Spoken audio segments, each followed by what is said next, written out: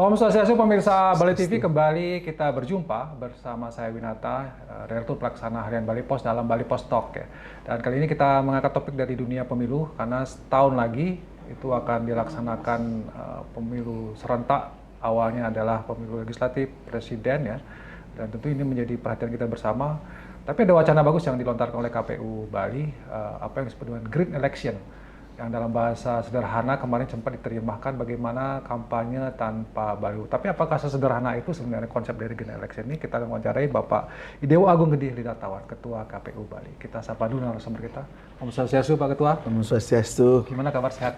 Sehat Pak Winata. Ya. Gimana, sehat semua? Pemirsa juga harus sehat semua. Harus semangat, karena kita mau jelang pemilu ini ya. Katanya mau ada perubahan, mau apa ya? Sekarang lah saatnya kan. Ya. Sudah mulai persiapan ya Pak Ketua ya. Termasuk juga Green Election tadi ya, itu diwacanakan mulai hari ini gitu. Ya. Sebenarnya apa konsep Green Election? Apakah sederhana pemilu tanpa lagi ada baliho? Pemilu tanpa baliho kayak agak unik juga nih. Saya gimana sebenarnya konsep? Ya jadi gini ceritanya. Ini kan berdasarkan pengalaman saya. Saya sudah hampir 20 tahun di kepemiluan. Ya. Ini kalau 2024 ini saya kalau Astungkare masih bisa terpilih kembali, mungkin sudah 20 tahun saya di kepemiluan. Nah, tentu dari pengalaman yang saya punya, kita harus mencoba mengkaji hal-hal yang positif untuk bangsa dan negara ini. Kalau selama ini terus hanya berkutat masalah euforia dan lain sebagainya, tentu kita harus lebih mengedepankan bahwa intinya kita harus mencari substantifnya gitu. Jadi kalau membelajarkan masyarakat hanya euforia begitu saja, tentu isi demokrasi itu nggak tercapai, itu juga merupakan kegagalan buat kita. Nah, setelah beberapa tahun saya amati bahwa di tahun-tahun awal, di tahun 2003 gitu, mulai dari PPK saya ya, mulai orang tuh kepingin melihat calon ya. Setelah itu sekarang sampai 2024 ini, masyarakat kok mintanya saya ingin memilih calon yang benar gitu loh. Bukan hanya melihat calon, tapi memilih calon yang benar. Dan di lapangan tentu proses dari 2024, 2029, 2014, 2019 dan seterusnya itu terjadi proses kita memfasilitasi memfasilitasi kampanye. Karena memfasilitasi ini dalam bentuknya sudah jelas. Ada baliho, ada spanduk, umbul-umbul. Lambat laun kok banyak yang mengendap di KPU gitu. Jadi nggak diambil nih. Nggak diambil ya? Ya, kemudian gitu ya. Banyak sekali kejadian ya, masang baliho sedikit tambah ini, kemudian kita harus menyiapkan sekian lahan untuk memasang, kemudian robek dikasih awalan jadi ribut, dirobek dan lain sebagainya. Ini kok begini ceritanya. Dan terakhir, saya sangat terkesan melihat anak-anak muda yang saya sosialisasi hampir di 10 sampai 15 tempat. Hampir semua bilang, Pak Ketua, gimana caranya saya menjadi pemilih yang baik? Sementara saya hanya dipasangin baliho. Yang saya nggak tahu, dan itu kebanyakan ketua partai dan sekretarisnya saja. Bagaimana saya harus tahu? Nah, di era digital ini tentu kita harus berpikir bahwa hampir 54% nanti pemilih kita itu milenial. Bagaimana mereka bisa memilih tepat kalau hanya diisi baliho yang begini aja di tengah jalan? Jadi nggak bisa kami, sehingga yang diuntungkanlah maklar-maklar politik yang membawa orang ini kan gitu. Nah, maka itu saya mencoba mengkaji, karena saya sudah melaksanakan di 2019 kemarin. Pada saat saya masih di Bangli, ya, saya sudah memulai dengan calon anggota DPD Kabupaten Bangli yang tidak boleh pasang baliho. Kita buat pernyataan, kita buat surat pernyataan seluruh partai politik, karena pesertanya adalah peserta partai politik yang menyatakan bahwa bersedia tidak memasang baliho. Nah, itu dijalankan waktu itu. Sudah, tetapi begitu saya ke provinsi, ada satu orang masang, marah lagi karena teman-teman KPU kabupaten nggak berani dengan alasan, loh ini undang-undangnya kan memperbolehkan, kenapa enggak? Nah, ini kan sudah kesepakatan, karena kesepakatan itu bagian daripada undang-undang yang kita wajib laksanakan. Kalau enggak begitu, masa kita harus menunggu perubahan undang-undang baru kita merubah paradigma yang notabene banyak jeleknya daripada baiknya. Ya, dan sekarang saya muncul ide saya karena kemarin pas saya lontarkan betul di hadapan ketua-ketua partai pada saat 14 Februari, setahun menjelang pemilu, saya lontarkan, saya ajak teman-teman untuk berpikir tentang alam ini. Ya, pertama kita sudah punya peraturan gubernur tentang pengurangan timbunan sampah plastik. Kedua, kita lihat alam ini sudah notabene penuh dengan sampah plastik. Kenapa kita nggak rubah? Ya, lewat Videotron misalnya kita pasang-pasang lagi. Udah nggak usah lagi pasang baliho yang di tengah jalan dan mungkin Pak Winate jalan bawa motor. Ada nggak yang pelan-pelan bawa motor sekarang?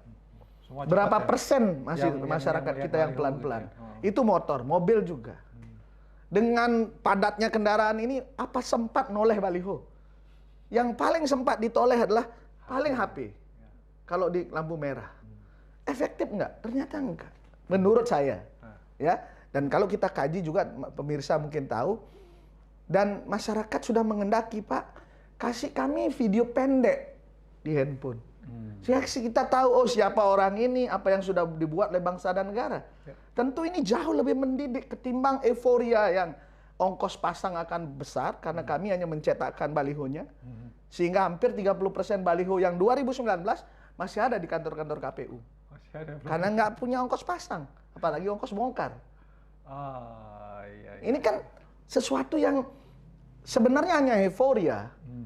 Tidak mendidik masyarakat untuk mengetahui calon yang benar dan memilih dengan kebenaran yang ada. Baliho itu sebenarnya tidak mendidik, tidak efektif ya. Ya, dan banyak tidak substantif dan dia banyak menimbulkan masalah. Ya, merusak lingkungan aja. Merusak lingkungan, termasuk teman-teman Panwas akan menghitung baliho-baliho karena jumlahnya nggak boleh lebih.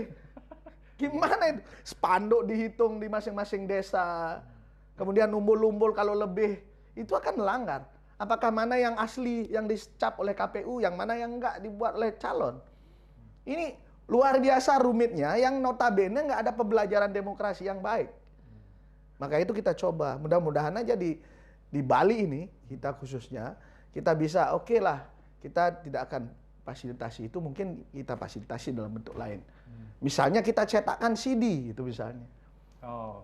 Masing-masing partai kita sepakat, dana yang digunakan untuk pemasangan baliho itu kita fasilitasi dengan membuat CD. Per partai misalnya 100 lembar keping CD itu misalnya. Yang itu bisa ditransfer, di-sharing kepada masyarakat. Digital ya? Digital. Termasuk media TV elektronik juga bagus kan. Dan nanti memang kami akan fasilitasi. Artinya dana yang selama ini mungkin dibuat untuk baliho, cetak baliho dan lain sebagainya itu bisa, dialihkan. Iya. Videotron misalnya. Ayo, saya mau sewakan. Ngapain dibawa ke tempat? Kalau Videotron kan bergerak gambarnya, orang masih bisa kepingin lihat kan. Ini kalau baliho yang untuk produk aja sudah banyak sekali. Belum lagi dengan orang-orang. Ya, ini penting buat kita. Dan notabene seperti yang disampaikan dengan Green Election itu pun kami akan mengajak seluruh yang terlibat di kepemiluan. Bayangkan saja, hampir 13.000, 12.700-an. Ya, saya bulatkan 13.000. Kali 9 orang di TPS. Ya, anggaplah 10 orang. 130.000 dari kita aja. Ya, 130.000 belum saksi. Kalau pasangan saksi partai adalah 18. Kalau saksi DPD 18, anggaplah semua lolos. 36 kali jumlah TPS. Kalau itu menanam pohon gimana ceritanya? Bagaimana kita sudah mulai kembali hidup dengan alam ini? Berarti ya. Saya akan lakukan itu pada saat pembukaan kampanye. Oh, diawali kampanye. Jadi seluruh penyelenggara pemilu, seluruh peserta pemilu wajib menanam pohon. Karena surat suara itu kulit pohon loh. 1 lembar itu berapa ngabiskan kulit pohon ditebang? Apa nggak kepanasan terus nanti kita? Apakah nggak kebanjiran terus karena ditebang-tebang pohon-pohon itu? Nah, ini hal penting, di samping kalau memang kita mau, ya ke alam lah. Jadi kalau memang ini jangan ke plastik lah. Ini dalam rangka betul kita ingin menyelamatkan alam dan juga kita ingin membeli arti demokrasi yang benar juga. Substantifnya ya. kita ini kan bagaimana cara memilih calon yang benar. Berarti ini baru dilemparkan ke apa? Ke partai Iya, politik gitu ya? iya, Yang kita diharapkan lemparkan. akan disambut dengan baik. Tapi selama ini tanggapannya gimana Pak Ketua? Masih ada beberapa partai politik yang menyatakan yang baliho itu masih efektif gitu ya. Silakan saja, paling tidak kita bisa kurangi lah untuk tahun ini. Iya, iya. Ya, paling tidak separuhnya kita kurangi lah. Ya, misalnya difasilitasi 10 ya 5 aja lah gitu.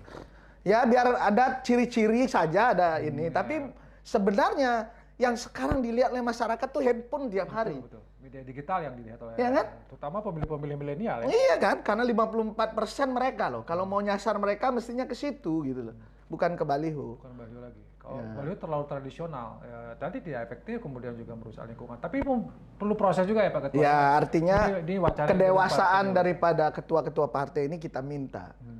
Sekarang saya ingin berdiskusi siapapun ketua partainya, ayo kita diskusi. Mana yang lebih baik antara baliho atau video pendek yang teman-teman tidak menimbulkan sampah. Kalau semua sudah tidak ada menggunakan itu, pasti semua ke sini. Dan itu juga bisa membuka lapangan pekerjaan ya bagi teman-teman Iya. yang bikin video-video pendek. Ada ya video-video pendek yang bagus, Content TikTok creator, ya. Content creator. Ini hal yang memang harus sudah mulai dirubah. Karena udah sekian puluh tahun loh. Masa euforianya begitu-begitu aja dan masyarakat tidak terbelajarkan untuk memilih yang benar. Ya, kami pun sosialisasi sudah berubah drastis. Ya, mana lagi kami pasang baliho yang banyak-banyak lagi sudah. Dan baliho sebenarnya terkesan kampungan ya. Iya, dan bukan ya. Mas, Saya bilang, apa gini, ini apa sih gitu? Old fashion. Iya, gitu. apalagi misalnya kata-katanya hanya begitu-begitu aja, nggak menarik ya. Mohon doa restu. Iya. Jadi mari kita mencoba. Saya ingin memberikan legacy ya buat demokrasi ini. Dan saya sudah praktikkan banyak hal yang substantif, jangan pernah dikalahkan oleh administratif. Ya. Jadi saya sudah buka itu peluang-peluang sengketa yang mestinya harus ke MK, kita buka di sini, ngapain kita selesaikan di MK gitu kan. Ini saya dorong dalam rangka betul-betul menciptakan iklim demokrasi yang apa adanya. Jadi gak ada tuh yang namanya, dengan dekat dengan ketua KPU akan lebih bagus, gak ada istilah. Semua dilakukan dengan baik dan benar, mulai dari TPS sampai kita rekap. Jadi itu. Jadi semangat saya ini sekali lagi di samping untuk menjaga alam ini, karena Bali satu-satunya adalah keindahan alamnya yang perlu dijaga, tetapi juga memberikan arti demokrasi yang sebenarnya. Jangan menghidupi terus maklar-maklar politik yang sering mengarahkan ke hal yang tidak benar.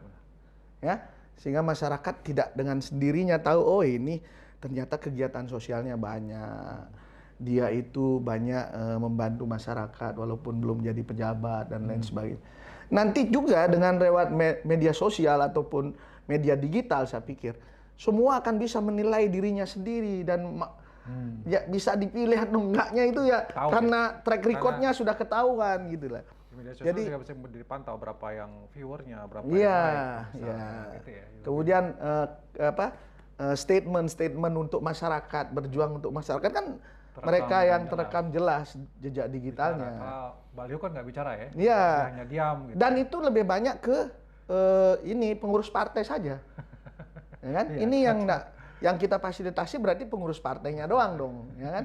Jadi walaupun itu sebenarnya ini penting buat kita dan saya memang sudah merubah sedikit metode sosialisasi mungkin dengan menggunakan TikTok, IG yang lebih banyak.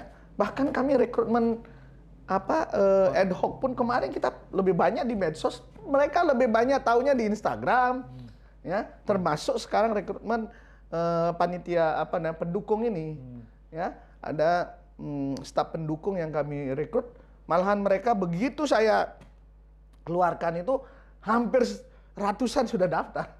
Ya, ini luar biasa ya. Dibandingkan mungkin saya buat baliho di depan gitu kan. Nggak, hanya yang lewat aja. Media digital ya. Baik, terima kasih Pak Ketua atas waktunya dan penjelasannya tentang green election ini.